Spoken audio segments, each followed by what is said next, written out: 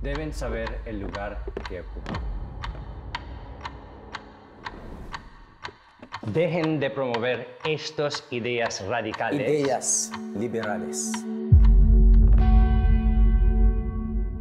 Ang pinaglalaban natin dito ay ang pagkakapantay-pantay. Igualdad para sa lahat ng tubong Pilipinas. Para los Filipinos. La Iglesia les hemos enseñado a obedecer. Les enseñan a los indios a creer que son más de aquello para lo que han nacido.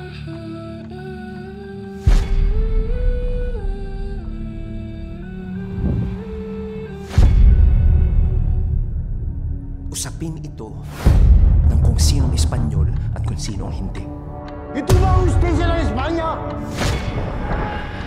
Pero hindi niyo pinakikinggan! Hindi ba tayong lahat ay nakararanas ng pagmamalupit ng mga fraile? Mga fraile, na kung makaasta akala mo sila nagmamayari ng isla sa tayong mga alipin lamang nila.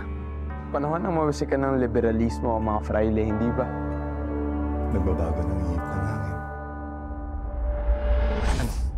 Sasama ba kayo? Anong binabalak mo, Pepe? Viva la revolución! Wala na atrasan to. Huwag kayong mangamba. Maraming sasali sa atin. Huli nating alagaan ang liwanag ng kanyang kabutihan.